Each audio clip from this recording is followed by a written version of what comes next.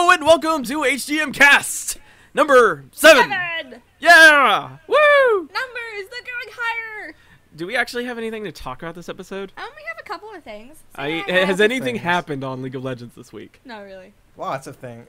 They're all little disconnected things, but yeah. Yeah. There's been so much going on with Freljord. This week's been a bit quiet, but we have patch notes to talk about, so that'll take up a good chunk of time. Have they announced the next champion yet? You shut up. Lissandra's not even out yet. I'm bored with her already, though. Really? Yeah.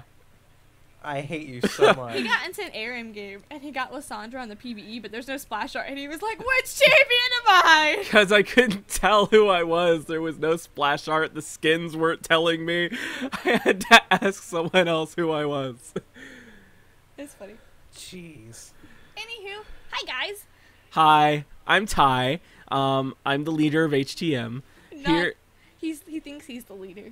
Here we have Mishi, the girl. And then we also have Hat. Sup. Hat does stuff. Here's what Hat's role, or Tybalt's role is. His role is like the Queen of England, where he doesn't do anything. He just sits there and goes, yeah, I'm in charge. Hello, I'm the Queen of England. Would you like me to take over your country, dearie? I didn't know Vega was English. Hey, I can do other voices than Vager. That was totally like can't. a girly Vager. I just want to say my you letter forget to is bring a first towel? in the title. Just feel like pointing that out there. Mine's the last because we saved the best for last. Let's get into actual stuff because we've been talking for 2 minutes. All right, starting with my section. Tybalt, Sig! Feed or news. Close enough. All right, patch changes. There's been a balance update for the 3.5 patch. A lot of champion changes, and some people are going to be excited because there's a lot of cool things in this one. There's tons of buffs in here. Jesus. Oh yeah, balls. buffs like crazy. Let's talk about Akali first. Do you hate Akali? I hate Akali. I hate Akali too. Moving on. I hate Kali so much. She's being deleted from the game. Oh my gosh, yay. They're really nerfing the base damages on her Mark of the Assassin, which is her Q, but they are increasing the ability power ratio. So it's going to be weaker in the early game, but stronger in the late game, which is what Akali should be. It's the ratio on the detonation, by the way. Yes, and that's where the real damage is, honestly. And then her Shadow Dance charges increased. Oh, the charge rate is every 35 seconds instead of every 25 seconds. And then it's still 15 at max rank. So they're really hitting on her lane presence and lane dominance, which is what it really needs to be. She can't burst you down as soon as she gets her ult. Yeah. I mean, she can still, but it'll be slightly more aggravating for her. And this is pretty much what Akali needs right now, because I like Akali as the, huge late game snowball monster. But when she's early game snowball monster. It's way too easy for her to hit critical mass right now, and that's not how it should work. Riot free skin idea, just turn Akali into a giant snowball and have her throw snowballs. That's free. You can Be a have good that one. Halloween, or not Halloween, but Christmas one. And then whenever she uses her R to dash to someone, she turns into a big snowball and rolls onto them. Could you just shoot carrots at people? Yes. Cool. Corki got buffed. Yeah, Corki got buffed. It's his ultimate where he shoots off all those missiles. They are increasing how quickly he gets the big one. If you don't know how Corki works, he shoots off a bunch of missiles, and then like every 4th missile is the big one, which does bonus damage compared to all the other missiles. But now it's going to be every 3rd, so he's going to get those a lot more often. On top of, they are increasing the missile recharge rate. No, they're reducing the missile recharge rate. So it's going to be the same at level 1, and then it's going to go down to 10 seconds and then 8 seconds at ranks 2 and 3. So yeah, you'll see more Corkis now. Yeah, Yes. because I'm tired of seeing Draven and Draven and Draven and Draven. I hope you didn't like armor, guys, because you're not wearing it anymore. Corki's ultimate has always been a little bit of a letdown. It's only been there to like proc Triforce because you can spam it. But now that Corki isn't as strong in other areas, they can buff his ultimate, which is what he's really needed. It's a pretty obnoxious poke, though, and it'll be even better to use now, too. Indeed. Karma. They're just buffing her across the board. Which is good. I'd like to see Karma changes. I haven't played new Karma yet. I haven't got to play her yet. I played her a couple of times. I played her quite a bit in bot How do you guys games. like her? She plays pretty cool, honestly. She is really cool. I really like all of her spells, but she's still not there yet. Her problem is with mantra, where you only get like one mantra cast per battle, and that really sucks. You used to get 2, which was perfect for her, I think, but they took it away. It used to be that, she wasn't good in team fights because her mantra bonuses didn't give her enough. But now it's her mantra bonuses give her enough to make her a force in team fights, but she doesn't get them. But now they're fixing that, like, big time. They are really increasing her passive, where, when you hit somebody, it reduces the cooldown of her mantra. They're increasing how much the cooldown gets reduced. It's 2 seconds at all levels instead of building up to 2. Yes. So honestly, it doesn't do anything for her late game, but it does better for her early on. Indeed. Her Q, the detonation area now occurs at the actual point of missile impact instead of at the center of the initial target that is hit. I guess that's more of a bug fix than anything, because that's what it should have done in the first place. Reducing the mana cost on focused resolve, and now applies Gathering Fire's effect on each instance of damage dealt instead of only once. Ooh. Oh, really? Yeah. So if you like mantra and then use no. Oh, okay. Focused resolve is the beam, right? Yes. It's the beam that connects you with a target and it snares them after a That's bit. brilliant. Okay. So each instance of damage triggers her passive, but now it only triggers 3 times instead of 6. Which is perfectly legitimate. So it does more damage per tick now, but less ticks. And then they are buffing her shield. Movement speed and duration increased. Fixed a bug with the tooltip. And Defiance... movement speed bonus is always 60 instead of building up to 60. Right. And they increased the casting range. Or no, the range that it procs on other people from the target. Oh, that's nice. That's really nice. So it hits a wider area. So that's cool. Now some fairly large Kale nerfs. I guess these were a long time coming. People just had to realize Kale was good because she was always good. Pretty much they're reducing the range on her heal and her ult because pretty much... Well, you're invincible from across the screen. Yeah, Kale could make someone invincible without being able to be seen from the enemy's perspective, which was kind of annoying, honestly. That's pretty fair that they did that. Yeah. She's supposed to be in the sort of in the middle of things anyway, so... She is technically a fighter, but good lord. I don't know what Kale is right now. She is a mage, though. She's definitely become a mage now. AP Kale is the best Kale. Right. All right. So how about this next I thing? want to talk about the next one, because I like... Oh my goodness, Lux. please. Kind of nerfed Lux, because everyone's been saying how OP Lux is and how insane Lux. she is. Every game. Yeah. Okay. Last year, every professional would have sworn up and down, crossed their heart, hope to die, that Lux was the worst character you could have possibly picked in any situation ever. Now it's Lux every game. God forbid if you chose support Lux. Oh my god. People railed on you if you went support Lux. Yeah, and it's quite amazing. And so they nerfed her, but it's only, in my opinion, a tiny nerf. It's not that big of a deal. So she's still going to be fantastic because she's not overpowered at all. People are just skill shots, man. If you don't learn... The problem is she kites like a boss. Yeah. She's faster than a lot of mages, and she has the ability to hold people in place and slow them, that she can never be caught, and then she can just build Magi's and burst people down. Indeed. My complaint about it is I'm really tired of people saying that all of these champions that are skill shot based are overpowered. Well, if you learned how to dodge the freaking skill shots to begin with, because I'm tired of hearing that Nidalee's overpowered now, because where were you guys at when before her visual upgrade? She did the same exact thing. But learn to dodge the spear, learn to dodge the laser, don't get caught out, watch what you're doing, stand behind your minions. There's things you can do to avoid the skill shots, and I don't want to hear that all these champions are overpowered. They're annoying to deal with, so learn.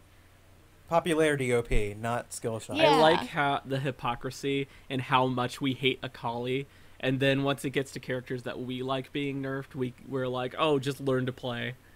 That there's a lot of hypocrisy in that, guys. But Akali's just... Well, I feel like there's not much you can do against an Akali. You can buy a You pink can build ward. all the Yeah, you can build all the MR and stuff you want, but she's still gonna burst you down if you don't. Yeah. It is true. Oh gosh, I had a Vlad versus Akali game. I owned her in lane, dunked her, had like triple her CS, and I killed her. And then I come back into lane with a goddamn Negatron cloak, and she hits level 6, and she kills me. Okay, so Doesn't even care. back to Lux. Did we? We didn't say her movement speed was reduced and her cooldown on her ult is increased. Just a bit. What I find funny about this is what Forum QQ did to, say, Diana and Zyra and Darius and Katarina compared to what Forum QQ has done to Lux. Like, this is the most minuscule nerf I have ever seen. This is ridiculously small. Oh my gosh. I believe her ult's cooldown has gone from 24 seconds at max CDR to about 27, 28. If I'm doing the math correctly there. So yeah, good job on that for him. I'm glad because Stick it to him, Forum. I've started playing Lux a lot lately, and I love her so much. She's so much fun. That is why Lux is being played so much lately. She's the It's okay to play her now, and she's ridiculously fun and awesome. She is so much fun, and she's so rewarding too. Mm-hmm. I liked Lux before she got Yeah, no popular. kidding. It is really perception that drives this game. It's like, Trundle is good now, but nobody wants to play him or admit that he's good now. So everyone just presumes that he's bad, and they don't play him because everybody's going to yell at them for playing him. But then he's going to get his visual update, and then he's going to be the most overpowered thing in the game. I'm calling Like it. I said, popularity OP. So yeah, we've talked about Lux enough. Morgana Yeah, next. I'm excited about the Morgana Huge stuff. buff to Morgana, which Yeah. would not have happened in Season 2. Because, Morgana was permabanned for the longest time, and now she's finally off the permaban list, and here she is getting buffed. That's funny, actually. It's just mana cost reductions on her Q and her R. But that is a But huge it's- mana cost reduction on her R. They are cutting the mana cost in half. 10 to 30 taken off her Q across the board, and her ult stays at 100 rather than going up to 200. Indeed. If that made any sense. And they're doing pretty much the same thing for Nami's ult. I They- can't believe they're buffing Nami. Didn't they just nerf her? No. Why would they nerf Nami? Nobody plays her. No. Did they buff her recently then? Yes. Oh. So they're buffing her again. Look at that. Huge buff to her ultimate, which I feel like was kind of necessary because it was a bit of a letdown. They're increasing the range at which it goes. They're reducing the cooldown by quite a bit too. At early ranks. Still. And then they are having the mana cost at rank 3, just like they're doing with Morgana's. It will always be 100 mana. Probably still not going to see any Namis, which is sad, but She's really hard to play. Like, unless you're landing those bubbles, just don't play her. the thing is it's really easy to dodge her bubbles. I'm gonna play Nami more. I'm I gonna be love that guy. Nami. I want to see more Namis. She's a really cool support. Yeah. Nautilus got some base armor. That's This is actually excited. quite the big buff to him because that 4 armor is huge in the jungle. This will make his jungle clears so much better. And I love playing him, and I want to play him jungle more, but They are also reducing the cooldown on his Titan's Wrath, which is his main jungle clearing tool. That's his W. Yeah, Right? the shield with the bonus to his auto attacks. So you can use it a bit more often at early ranks. And then, of course, increased armor increases how much health his Titan's Wrath gives him. It's the math thing, where getting more armor is essentially giving yourself more HP against people who do physical damage. I wish... Armor is so complicated. Yeah. But yeah. I think at like 100 armor, it's giving you like 1,000 extra HP against physical targets, essentially. I don't know. Who's next? Nunu. Nunu. Nunu. Another ult cooldown reduction and mana reduction. I'm kind of confused on why they're doing this for Nunu, because Nunu can cast his ult for free, but okay. Sure, I'll take it. Why not? What do you mean it's free? His passive, it can make his ult cost for free. Oh, okay then. Yeah. Never played Nunu before, if you couldn't His tell. passive is after a certain amount of auto attacks, his next spell cast is free. So he can just cast his ult for free. That sounds like an awful lot like Lissandra's passive, but Indeed. okay then. Quinn. They are kind They're of already doing stuff to Quinn. well. This looks like quality of life changes. Though. Yes. The whole Harrier thing with Valor is really cool, but it's not really up to par as what it should be. There's that little bit of time when Valor comes down and marks the target, and then when the target is actually marked. And as cool as it is to watch the animation, you don't really want to watch the animation while you're in mid-combat. And that extra little second can change so much when you really need it. So it triggers more frequently, and the targets are marked quicker. Indeed. During the animation. And now Quinn now lands closer to her target when using Volt from far away. Is that supposed to be an improvement or a nerf? I mean, it means she can land the auto attack a bit easier because she won't be as far away. And technically, she can chase easier if she's if she's vaulting on somebody at max range as they're running away. It'll place her closer, technically. But it looks like it also nerfs the escape aspect of it, though. And I don't know. It depends on how it works. Yeah. So some crazy buffs to Urgot, right? Oh yeah, Urgot got this huge quality of life thing, where it now displays the Acid Hunter lock-on range while there is visible nearby enemy champion marked by Noxiant Corrosive Charge. If you don't know how Urgot works, which I'm assuming is most of you because nobody plays Urgot, he throws this poison grenade at people, and that marks them with a debuff.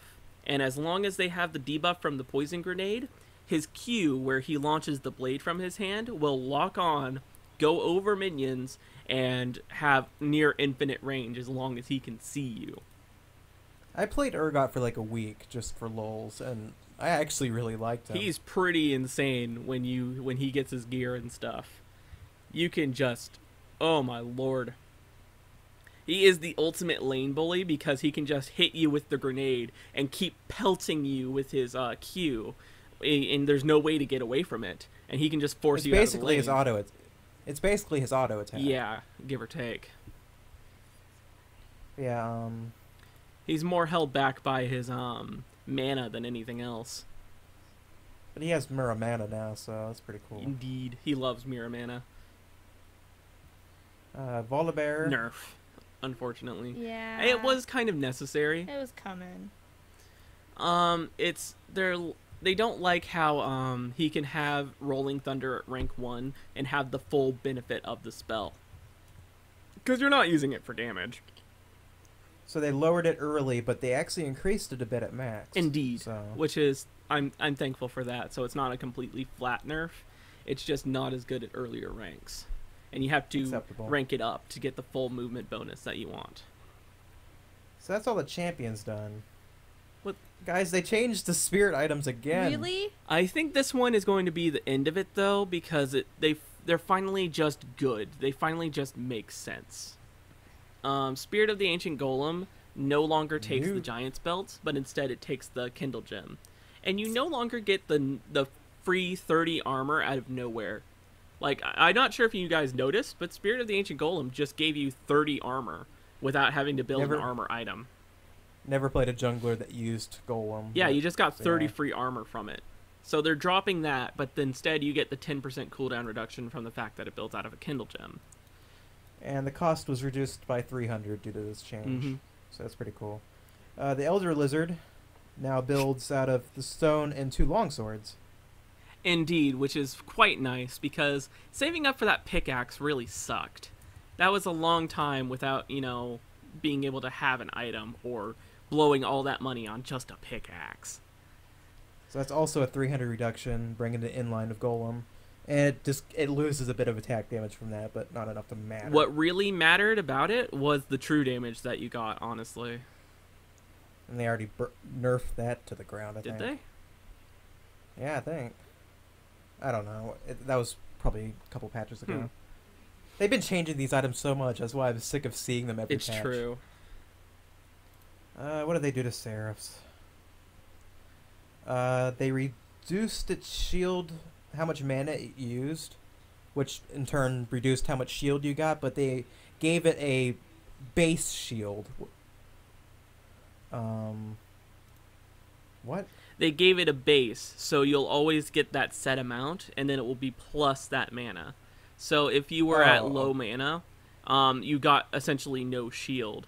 But if you use this at 0% mana, then you will actually get somewhat of a shield now. I just got confused at how they worded it on the notes. It's 20% plus 150 instead of 25%. Indeed. And then Muramana does physical instead of magic damage. Okay. That's huge change, though, because now Muramana benefits from, like, Last Whisper and Black Cleaver, which is what items, the champion building Muramana is going to be building anyway. So that is actually quite the huge buff. Fair enough. Because think about it on Urgot, where Urgot just gets, Muramana, Black Cleaver, Last Whisper. That's huge. I kind of like the mixed damage aspect of it, though, but I guess this works better for who's building it. I'm pretty sure Ezreals are really big fans of Muramana right now. So since they're going to be building Last Whisper, that's going to help them out a lot too. Maybe it just makes more sense. It does, but yeah. That's pretty much all the patch notes. Yay! Patch notes update. And this is all live. That's all in the game right now. So let's go ahead and talk about the stuff that's going to be in the game soon. So PvE stuff. The first thing that I want to talk about, which I'm kind of excited for, is they are making a limit for potions. You can only have 5 at a time. 5 health potions. No, it's mana potions too. I'm pretty sure it's mana too. You can have 5 health potions and 5 mana potions. Oh, well. Yeah, we tried the mana thing out. So this issue was completely over my head, but I'm sure Tibble can explain it better. Pretty much. I'm excited. It was a legitimate strategy to buy 2 wards and 9 potions and go to lane. And then they had incredible sustain, so it really... Summoners, what are you doing? Or, on top of that, you could get 2 wards, a red elixir, and a bunch of potions, which was much more popular. And those red elixirs, oh my gosh, that won the lane for a lot of people. And the reason for it was that not only did, say, person A who bought all these health potions, they had incredible sustain, it also was kind of like the person B in lane against them. There was no reward for poking them down or doing anything because they just healed it all back. And I say, like, they exchange pokes. Person B is going to die first because they don't have all those potions, so it's just not rewarding enough for them to actually take action, and they pretty much lose the lane for it. Yes. Think about it this way, like, you come into lane with, like, what, 500 health on average? Yeah. And 9 potions equates to about 1,300 invisible HP. Oh, no. Oh. I think. 150 per potion, so about. Ouch. That's a lot of invisible health. Yeah. Indeed.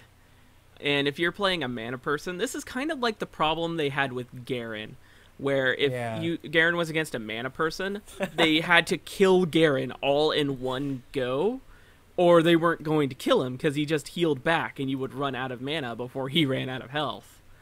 This basically equated to buying Garen's passive. Indeed, pretty much. That's hilarious. And it was really annoying, and I'm so glad that Riot's doing something about it.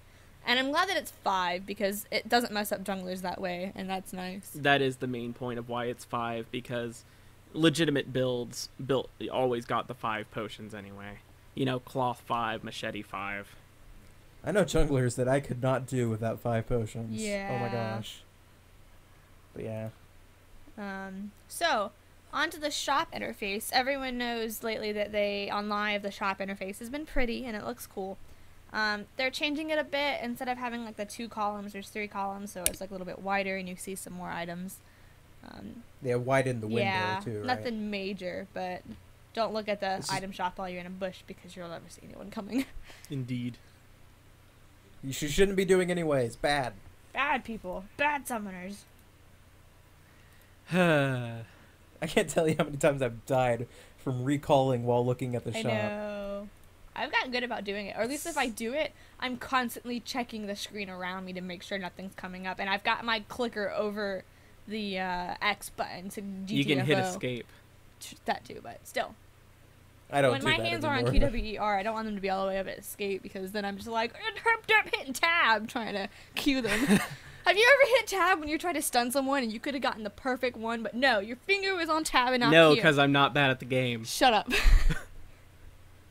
Alright, so, Howling Abyss is a thing. We talked about it a couple podcasts ago, and I'm going to talk about it again because it was disabled on the PvE for a while, but they are bringing it back. It's back on there, as well as matchmaking. Essentially, they are removing the Proving Grounds and replacing it with Howling Abyss. And Howling Abyss is getting its own matchmaking system. So it can be like Summoner's Rift. Instead of having to go through a custom game, you can just click, oh, ARAM, oh, 5v5, choose teammates for me. And you can just go through the matchmaking thing and not have to worry and bother with all that bullcrap of customs. You have to make a custom, make the title super obnoxious so people would join. And then there's two things that are nice that Riot's doing. The first thing is that you don't get to see the enemy team, so there's not going to be all this dodging when You don't get to see it until Oh, you're the already dodging. loading into the game. when it's the they show it dodging. to you when it's too late. Mm-hmm. So that's nice because that was like the worst part of an ARAM. You wait 20 minutes to get enough people into a room, and then people just dodge, and it was pointless. Oh, I didn't get APE. Bye, guys. Now something else that they're doing is No, wait, Nate. Or those horrible, miserable people who I hate, where they dodge and then come back into the game and pretend like they didn't dodge. I know who Oh you my gosh, are. people did that? Yes. Ah. Uh-huh. Okay, so the reroll system. Say you get in and you get a really, really bad champion. You just get like the worst champion ever. Heimerdinger. You get a reroll Aw. system where you can reroll to get a random champion again. And you have a certain amount of rerolls, and I believe the way it works is that the more games you play, the more rerolls you're offered. There's a cap. You get 2 rerolls, and then each game you plays builds up to a reroll. You can use the rerolls whenever you want. So you can save up to 2 rerolls and use them both in the same game, you know. So it's nice. They give you an option. And if somebody dodges and you've used a reroll, everybody's rerolls are refunded except for the guy who dodged. Exactly. Cool. That's nice. So, That is very so nice. I approve of this system. Anything to get less dodgers in the queues would be amazing. Yeah. Freaking hate Dodgers. I love Dodger. She's a cool Blah. person. Okay, so last thing to talk about, and this one's probably going to be a little bit lengthy, but there is a bunch of skin. They are overhauling the skin Why pricing don't you let me system. finish a Why don't you sentence? just say it normally? Because- You say Why it can't we dumbly. just tell them about the skins? Gosh, you're so mean to me. You beat around the bush You don't and you even let don't me- say it right. So YouTube, they clarified the skin tier system. There are 4 tiers now? There's We got the derpy 390s and 520s, the 750s, the 975s, the 1350s, the 1820s, and then the 3250s. That's like 6. I think so. Give or take. It's crazy. And this is all going, all these skins that are being reduced or increased is going to start end of April. So you've got Indeed. some time to buy something if it's going to become more expensive. So they clarified each tier, what the skins composed of that tier consist of. Like the derpy 520s are all just recolors and remodel, like very slight remodels. Really old skins, pretty much. Yeah. Whereas like the 1350s are the ones that are not quite legendary, but they have like maybe cool noises or cool model changes, stuff like that. They clarified all that. They're moving some of the better 975s up to 1350, and they moved some of the worst legendaries down to 1350. I mostly want to stick to what's going to 1350, and yeah. So An example would be something like Scorched Earth Zerath. yeah, Super cool, new noises, new animations and stuff, all lava-y. Deserves to be a 1350 in my opinion.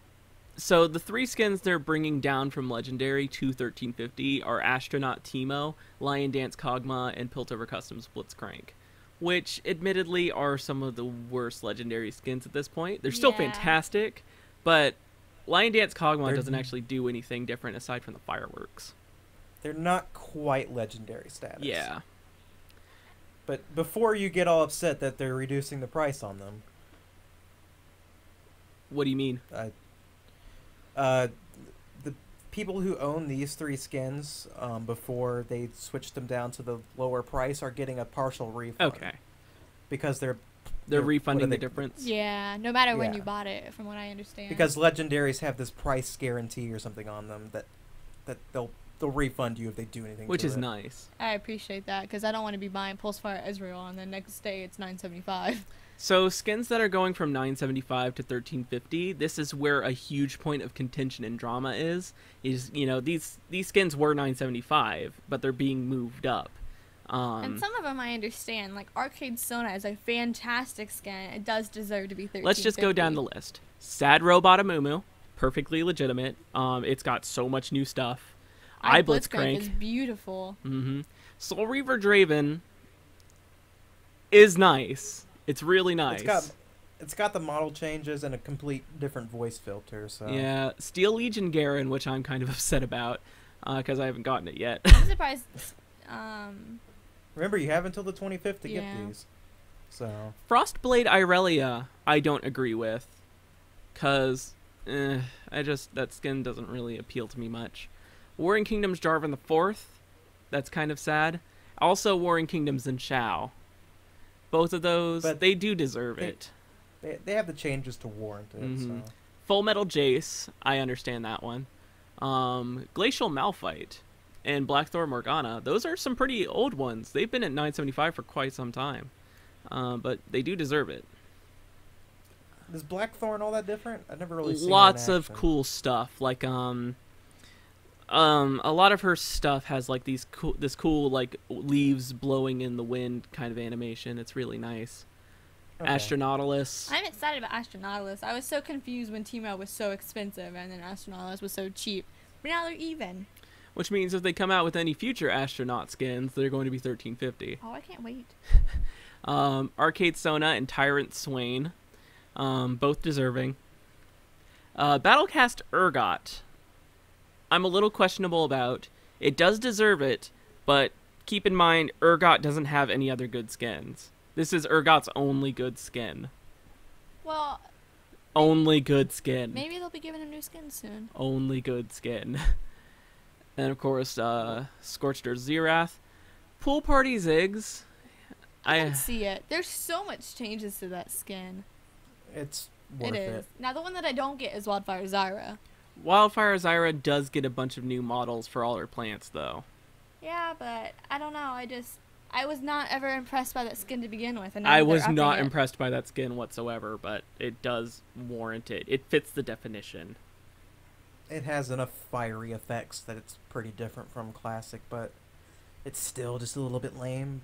But, oh well. So yeah, and I'll be including all the list for all the champions so you can see them or read through if you want to pause the video. And this is a good segue point for Tibble to talk about something. Real quick, I get to introduce it because you've been stealing my section. One of the skins that was supposed to be moving up to $13.50 was Surprise Party Fiddlesticks. Now, at first, I was like, "Wow, that's not surprising because the skin is so fantastic." Shut up. The skin is it's so new, and there's so many particle effects, and it's completely different. That I was like, "Okay, I understand this." And then Tibble was like, "Well, the forms are flipping out," and he explained to me why. Now you can have a turn. Surprise Party Fiddlesticks, I believe, was like the 2-year anniversary skin for League of Legends, and it was legendary quality. Surprise Party Fiddlesticks is legendary quality at that point. It was supposed to be legendary priced, but they set it at $9.75 as a thank you to the community, and they promise that it will never go up. And now here they are, increasing the price. And that's what the community flipped out about, because this was supposed to be like a little present to us. You know, there's this wonderful skin, it's legendary quality, but it's always going to be $9.75. And that's just something people really appreciated. But here they are increasing the price. And so the forums flipped their shit because that was Riot going back on a fairly big promise. This was a pretty big promise. Do you think maybe they just forgot about it? It might have been a mistake. It was a mistake. It was a complete and total mistake. They probably weren't even thinking about it, and then the forums were like, hey, and they were like, oh. Yeah, they fixed it. I think it's an honest mistake. Yeah. This was made by, like, Hippolytus, who is the new guy, essentially. He wasn't around when that skin was released, so I give him the benefit of the doubt that he just didn't know that's what happened. Yeah. They were probably just listing off skins, like, oh, this one looks like it, yep. Pretty much. So, it's not a big deal. I don't mind. But yeah, Surprise Party Fiddlesticks is a legendary quality skin that is on permanent sale. That is that's also the business with Earthrider Corky. I like Surprise Party Fiddlesticks. I own it, and I want to play it more. But I'm so afraid to play Fiddlesticks because I see all these people ulting over walls, and I'm just like, I want to be you when I grow up. It's not hard. I know, but it's got the range for it. Yeah, but so does Zach's jump thing, and I missed to jump over the wall and ran right into it and got laughed at. So Someday, Mishi. I don't want to. Someday you will be able to do the drive-by Baron Smite. I have a thing with jumping over walls. Even with Cossacks in, like, Italy, I just go boom and run right into it. Oh my gosh, Zach can do that, can he? Yeah, I saw a video. That's He can jump hilarious. from one side of the Baron pit to the other and smite it midway. That's fantastic. I hope they never nerf that. They'll nerf it the day it gets used in a tournament. Is this your section, by the way? Yeah, it Yeah. is. You didn't do the song. Tybalt's forum lurking, do do do do do. Oh, Tybalt's forum lurking, why do you get a solo? do do do. Tybalt's forum lurking, Tybalt's forum lurking. So while I go kill Tybalt, Hat, you want to take over? What? I'm gonna go kill him. Survey feedback.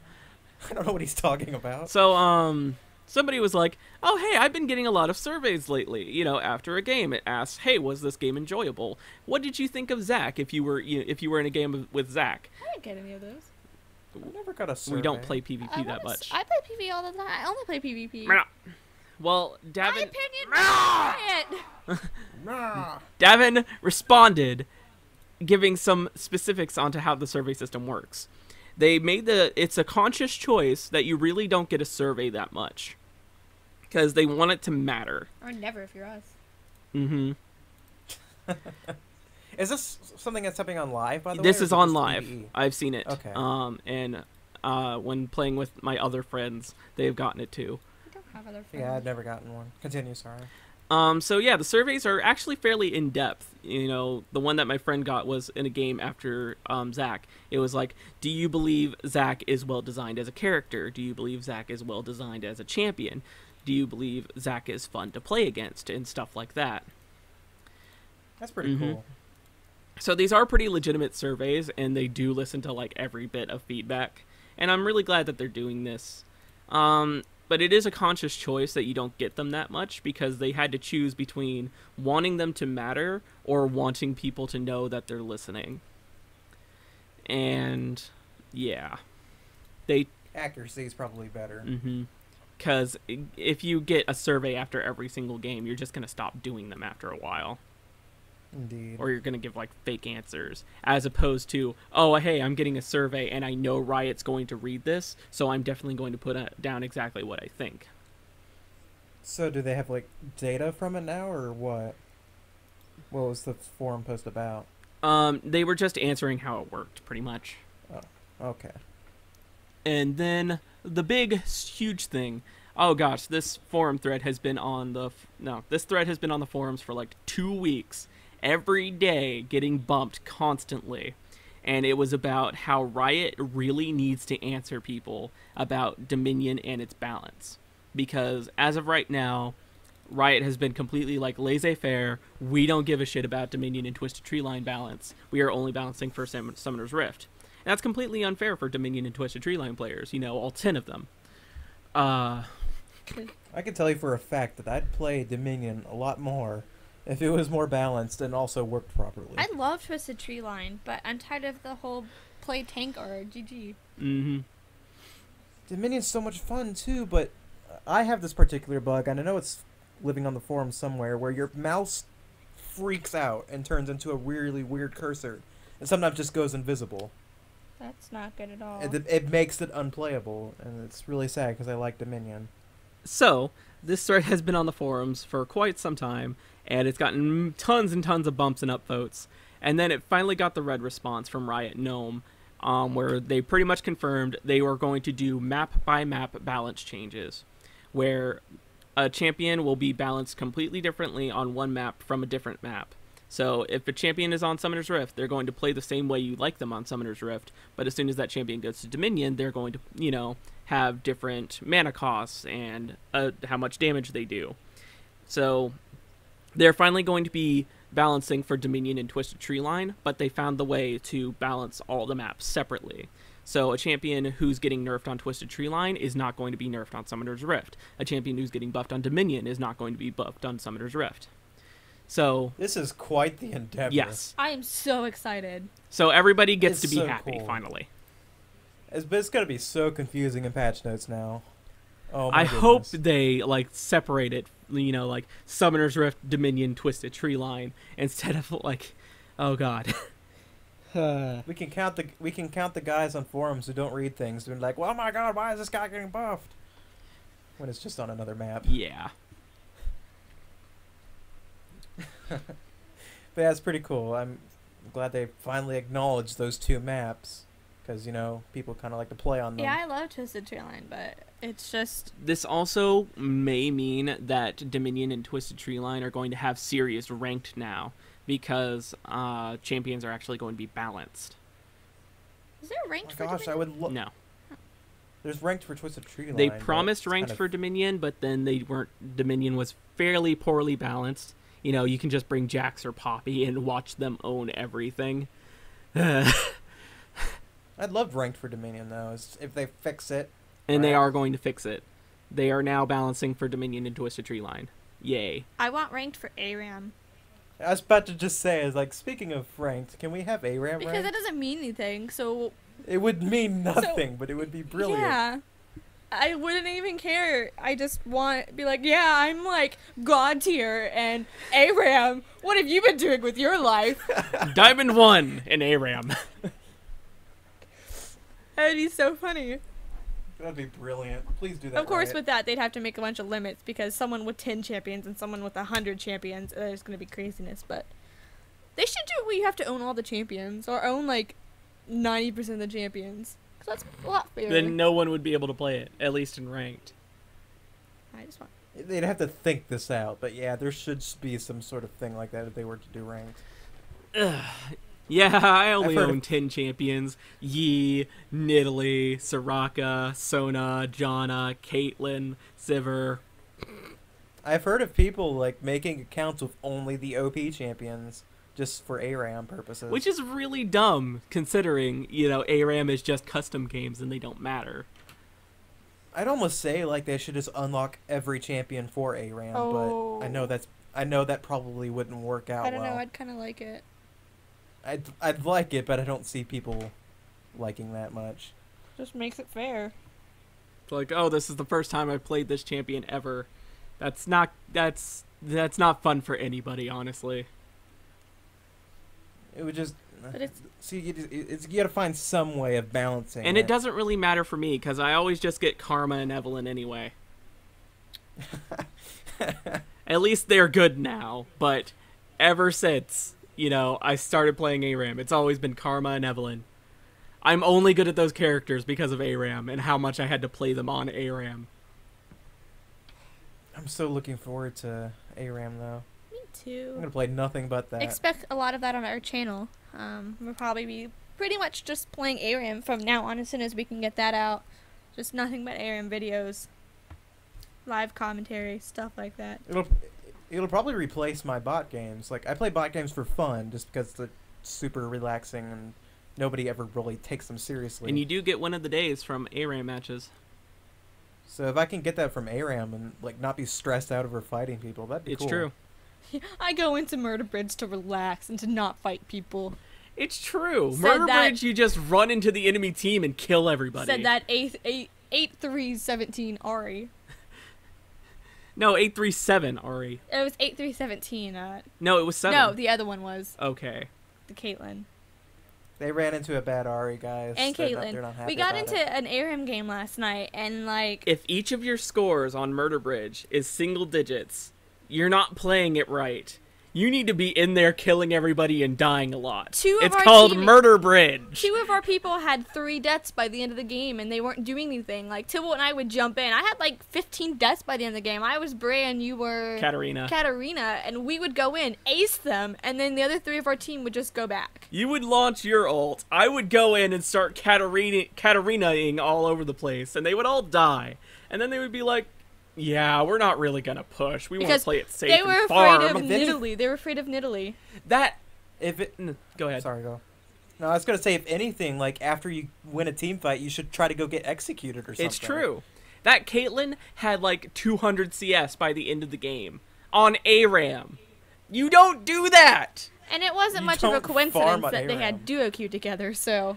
Oh my god. But yeah, I was like, what are you doing? They were playing it like it was Summoner's Rift. What are you doing, guys? And the thing is that I kept getting killed by Nidalee spears because I was always on the front line. And anytime I tried to go back behind my team, they would just go back behind me. And I was like, stop sacrificing me! I was totally using Mishy as the human shield for the spears. Yeah, it was great. Like, just go in and die. This is because you were on the PvE. This is a big problem just only with people on the PvE not knowing. Like, you see a lot of random people on the PvE are really dumb. People. Yeah, basically. Which is weird. And and ARAM's a pretty new concept for a lot of people too, so it's going to take a while for people to learn it. So hopefully we won't see this kind of behavior too often. Sorry about the rant, guys. It's Murder Bridge, guys. Go get yourselves killed. Seriously, you're supposed to just slam into each other and kill everybody. Do you think they kept trying to B and were confused and maybe thought it was bugged out? Guys, my B's bugged out. Face bomb. I ran back to base and I can't buy. What's wrong? Why is this bugged out? Alright, let's move on to hat section. If you like trains, and you like rail, then you're not gonna like this segment. That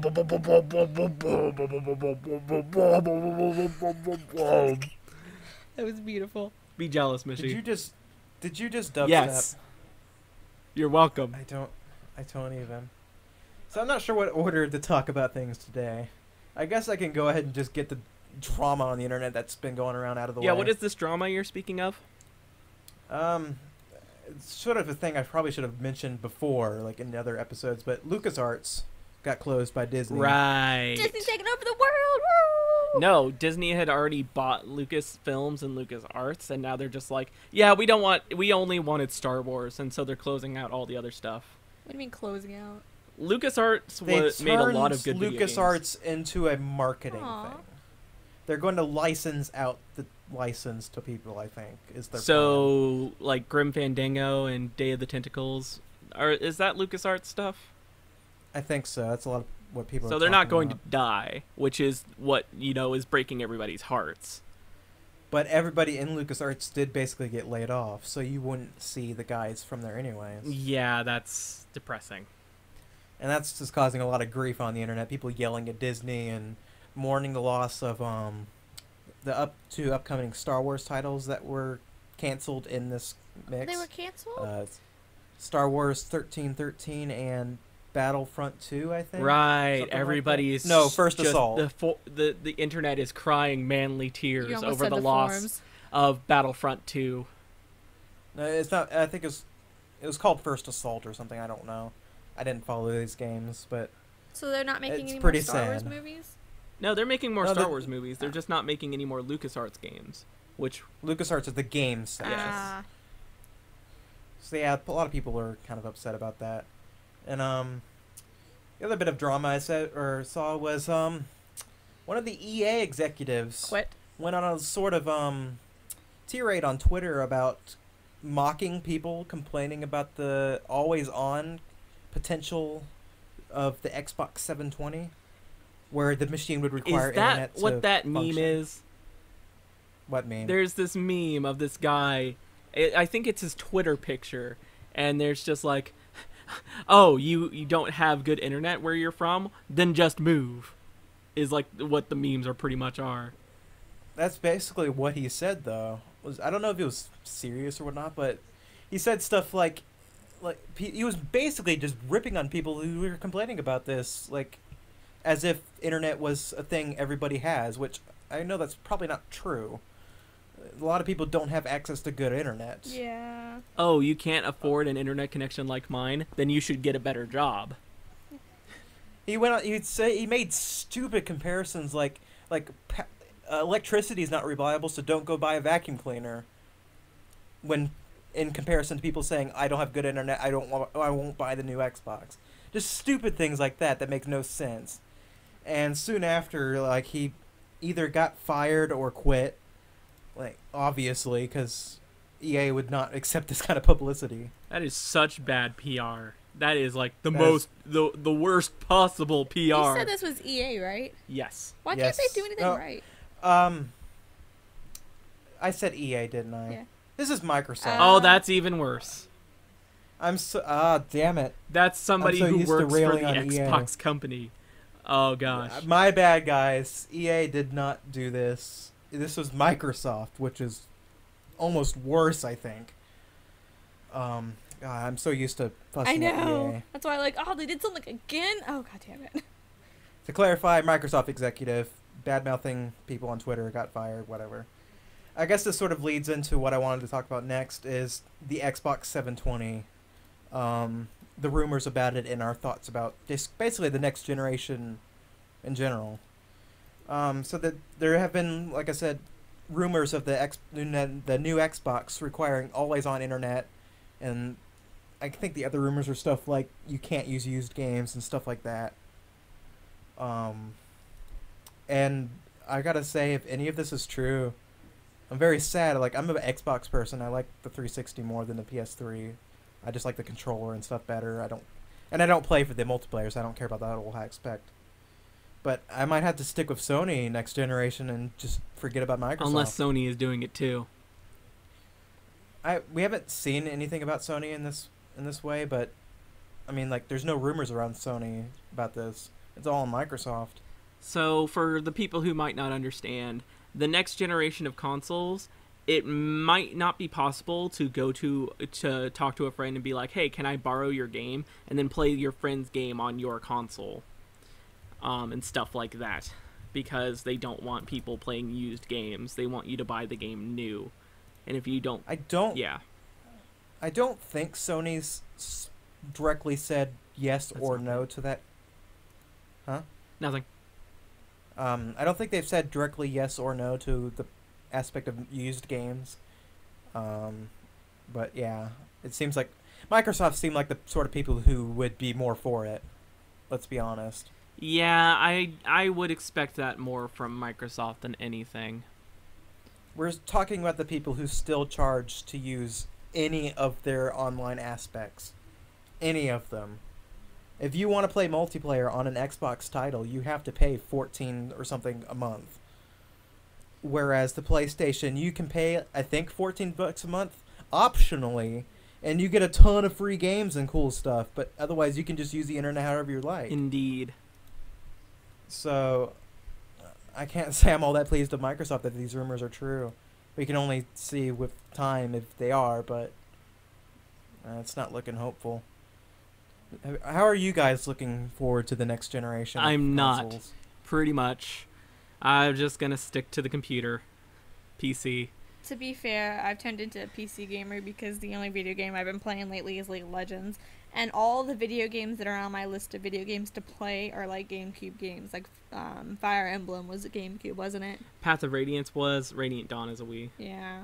But... See, this is tough for me because I think I was more of a console gamer than you two were.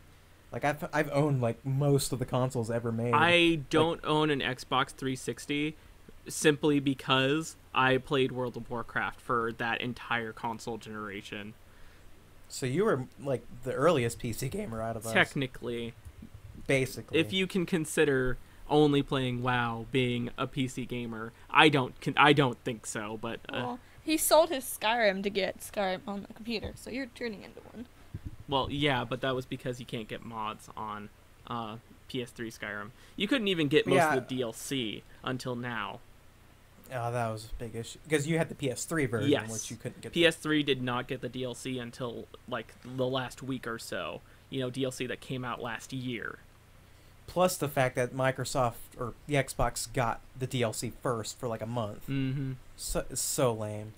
But yeah, like I've been a console gamer like all my life, a lot more than YouTube probably have. I've owned like the SNES, 64, all 3 PlayStations, both Xboxes. I've been privileged then being able to play like all the good games on all consoles. But as much as I want to say like, yeah, I can turn into a PC gamer, like I'm seeing stuff like Watch Dogs and stuff coming out of the new consoles, and I don't have the PC to run that stuff yet, so it's like I want these new cool systems, but they're ruining them, you know? It's sad, but only time will tell to see if these things are any good. I missed out on a lot of games because I was just playing World of Warcraft. And you did, indeed.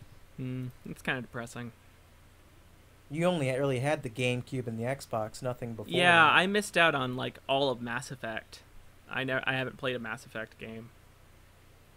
That's pretty a shame, because you like Dragon Age and stuff, which is basically Mass Effect, but different setting.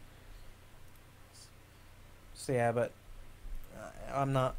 I want to look forward to the new consoles, like, but it's looking iffy. I guess we're done with that. So we talked about the new generation. Now let's talk about a bit of a sad thing about the old one. The Wii Shop channels. Pretty much all the big ones that connect to the internet from the old Wii are being closed down in June. And I'm not a big Wii person anymore. I actually sold mine, and I just borrow Tybalt's whenever I want to play it. But they're closing down all the things that I used the Wii for. The one that I'm most upset about is you can no longer send people messages. Well, you won't be able to, yeah. They're closing down the message board, like she said. You got the Nintendo channel, the weather channel, or the forecast channel, whatever it's called. And then you have stuff like the Everybody Votes and the Me contest thing and stuff like that. It was kind of it's like a nostalgic thing. Like, I loved playing the Everybody Votes thing because they had the neat questions and polls they'd ask every day. It's kind of sad to see that go, but then again, we are moving to the next generation, and the Wii is basically dead anyways. That does raise the question: are they just putting all this on the Wii U, and we're not actually going to miss it? I haven't seen the Wii U. Like, I don't know what all channels or whatever they're calling them now is on there. So I can't say for sure. Like, I don't even think the new Wii U even has the Nintendo Shop yet, where you could, like, the Virtual Console. I don't think that's there yet. Bummer. Is it? Like, they're supposed to implement that. I don't know. I can't say for sure. I could be just totally lying to you right now, but it's sort of sad, but necessary, and I'm surprised it lasted as long as it did. Has any games come out on the Wii ever? I think the last great game on the Wii was it was that JRPG that everybody loved. Project Rainfall stuff, or whatever it was called. No, Xenoblade Chronicles and the last story. Yeah. And I think there was a third one or something. Those are basically the last good ones that came out on the Wii. I don't think they're making them anymore. It's all the Wii U now. Indeed. It'll be sad to see the Wii go, but, moving on. I haven't played it much anyway. I got bored of it after a couple months. The only thing I used it for was to play GameCube games. I missed it. I'll miss it, though. Like Twilight Princess and playing copious amounts of Wii Tennis. Oh my god. Do you remember that one time we played bowling on it and we tried to get like the lowest score and we just threw it into the gutter every single time?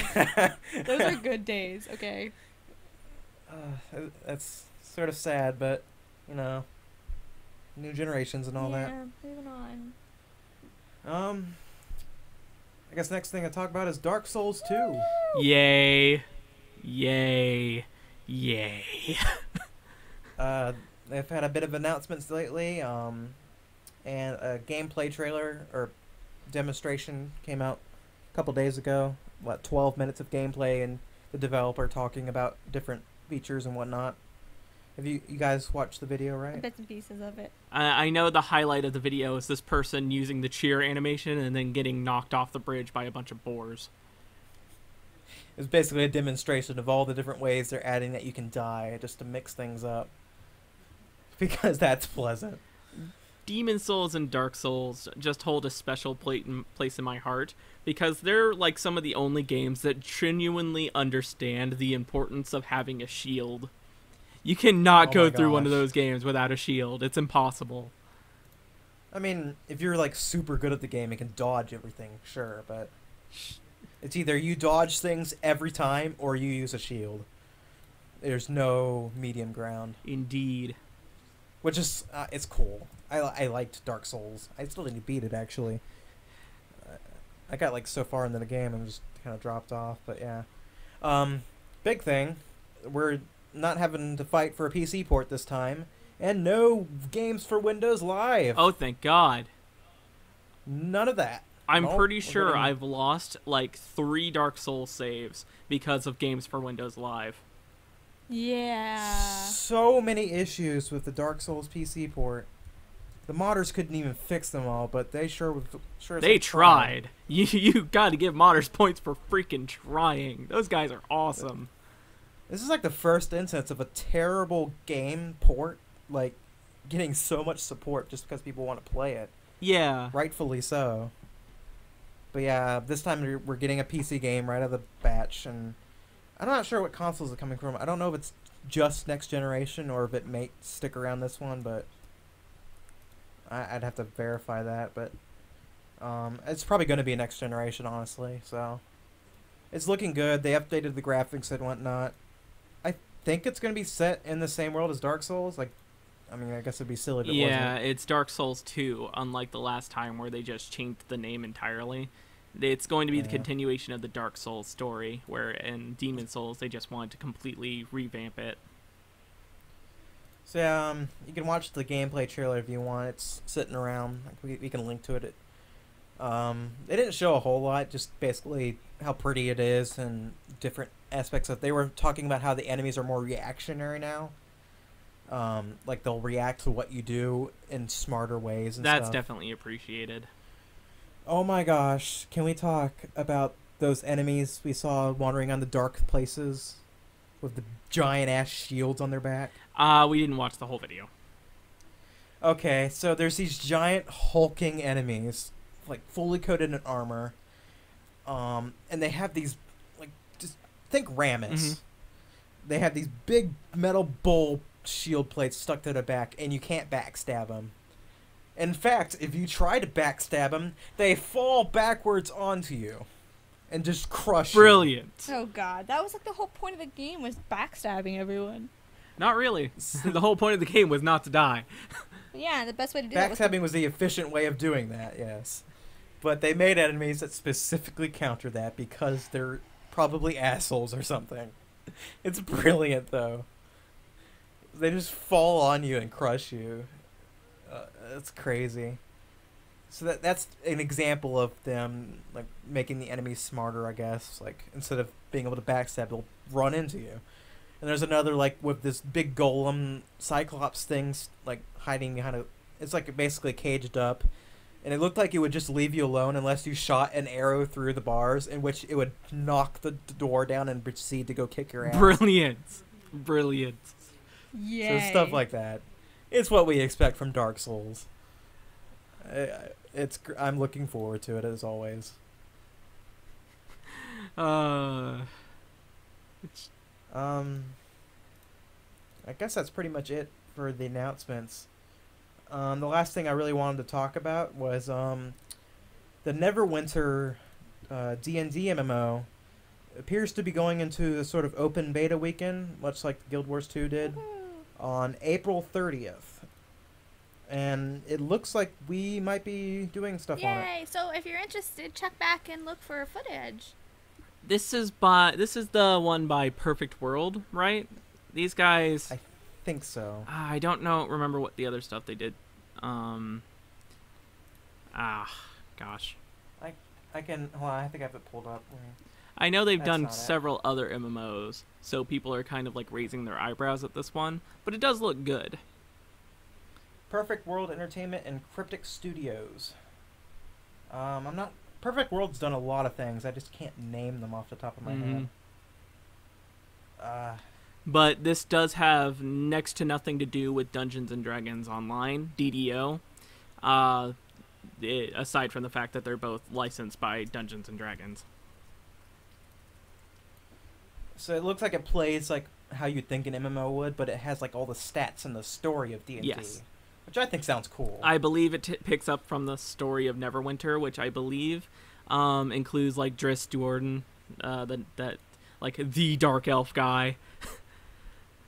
Oh yeah, we should totally know Perfect World. These are the guys who've done like Blacklight Retribution and Torchlight 2 and Oh no, not Torchlight 2.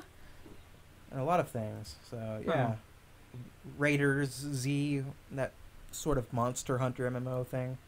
They've done a lot of stuff, but I don't think it's been a perfect record though.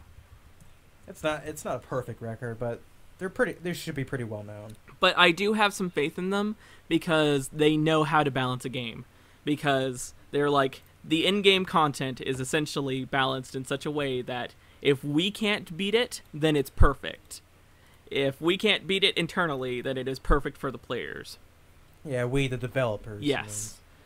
So that's a cool design philosophy. See, I'm looking forward to that. I'm hoping like it'll be easy to get running and stuff, and you might see some content on that in the future. So yeah, that's pretty much all I have to talk about today. HTMcast! Thanks for watching, guys. Check back next Saturday for an awesome, filled to the brim podcast. Hopefully. Yeah, well, I mean, we've got to be having Lysandra and everybody out soon, so it's only a matter of time. My guess for Lysandra is like Monday or Tuesday, so... That'd be really early, but they did start the sneak peeks and stuff early. This has been Ty. I don't know. Mishy. Right, and have a great time. Have a great weekend. Woo! Bye, guys.